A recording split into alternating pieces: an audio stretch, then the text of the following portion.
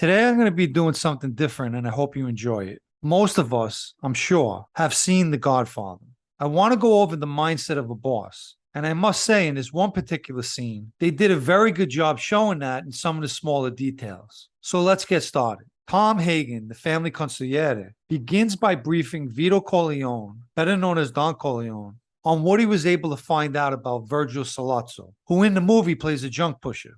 I have the Sollozzo notes here. Now, let me just interject. This is what's called doing your homework on a guy. But in the street, there are no notes. The notes better be in your head. Sollozzo is known as the Turk. He's supposed to be very good with a knife, but only in matters of business or some sort of reasonable complaint. His business is narcotics. He has fields in Turkey where they grow poppy. And in Sicily, he has the plants to process them into heroin. Now he needs cash, and he needs protection from the police, for which he gives a piece of the action. I couldn't find out how much. The Tattaglia family is behind them here in New York. Now they have to be in it for something.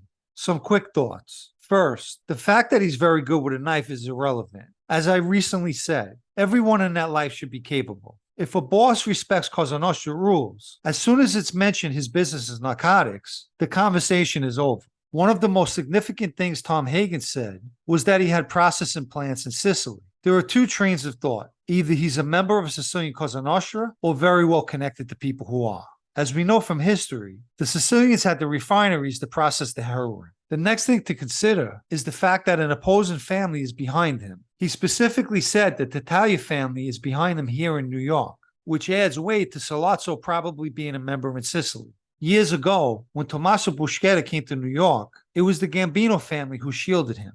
Don Corleone asks, what about his prison record? Tom Hagen responds, 2 terms, one in Italy, one here.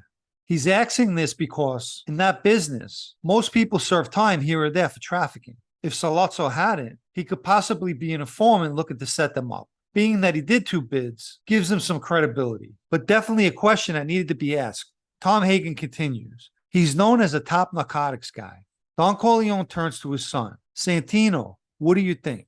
He's asking this question for 2 reasons. 1, obviously to get his opinion, but 2, to test him. Santino replies, there's a lot of money in that white powder. So what is he displaying? The one downfall of that life, greed. Because greed equals prison.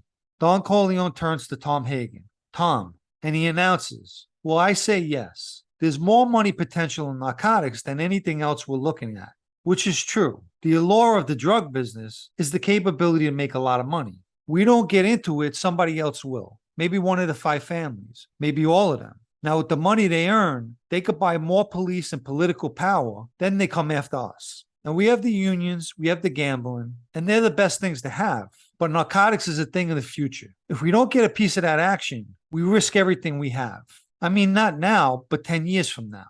So basically, he's suggesting that money means power. Santino said to his father, so what's your answer going to be, Pop? But he doesn't give him a verbal answer. His answer, as many Italians understand, comes in the form of his body language and his hand gestures. And in this case, he's undecided. He sits with Sollozzo and listens. He gets right to the point. Don Corleone, I need a man who has powerful friends. I need $1 million in cash. I need, Don Corleone, those powerful politicians that you carry in your pocket, like so many nickels and dimes. Don Corleone responds, what is the interest for my family? 30% in the first year. Your end should be $3-4 million, and then it will go up. What he has to say next lets Sollozzo know they did their homework.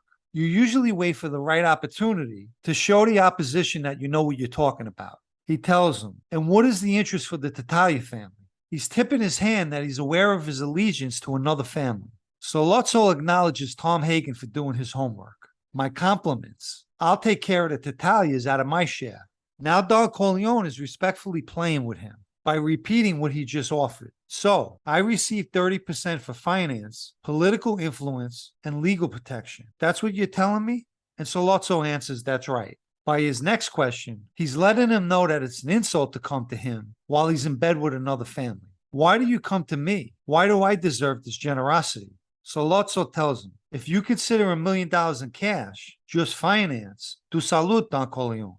Don Corleone gets up. Now, standing up in the middle of a sit-down or a discussion can be viewed as disrespectful, but he gets up and he pours him more alcohol. When he's finished, He displays total control by giving him his answer. I said that I would see you because I heard that you're a serious man, to be treated with respect. Prior to this, he sat across from him, but now he sits next to him. But before he sits, he brushes Sollozzo's leg. He's invading his space, but he's doing so respectfully. He continues, but I must say no to you, and I'll give you my reason. It's true. I have a lot of friends in politics, but they wouldn't be friendly very long if they knew my business was drugs instead of gambling, which they rule that as a harmless vice. But drugs is a dirty business. Sollozzo tried to protest, Don Corleone, but he cut him off. Like I mentioned, he's not only taking control, now he's showing authority. It doesn't make any difference to me what a man does for a living, understand? But your business is a little dangerous. Sollozzo makes a mistake.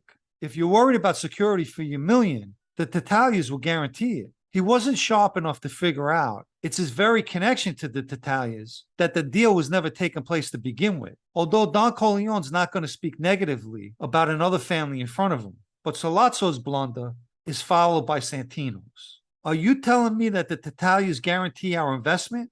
His father quickly stops him. Wait a minute, and gives him a look that lets him know he's not happy with his outburst, and tells Sollozzo, I have a sentimental weakness for my children, and I spoil them, as you could see. They talk when they should listen. But anyway, Signor Sollozzo, my no is final, and I wish to congratulate you on your new business. And I know you'll do very well, and good luck to you. As best as your interests don't conflict with my interest. Thank you. He's dismissing him by congratulating and warning him at the same time.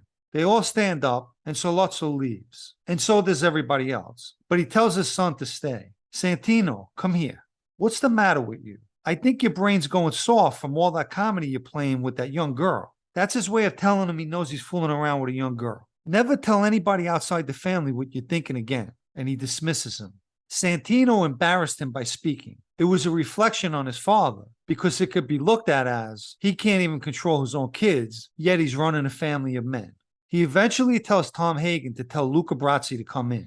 Luca Brasi is one of his most capable guys. And as we know, ultimately, Luca Brasi gets it when he meets with Tattaglia and Sollozzo. Don Corleone knew there would be trouble with Sollozzo after turning him down.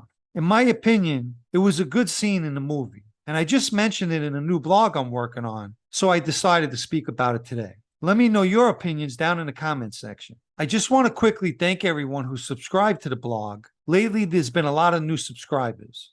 And for those of you who enjoy reading, I think you'll enjoy it, so take a look at it. The link will be in the description to this video. Additionally, I thank everyone who subscribed to the channel. If you haven't done so yet, you could do that now as well. Please remember to hit the like button. And if you think friends and family might enjoy this video, please share it and thank you.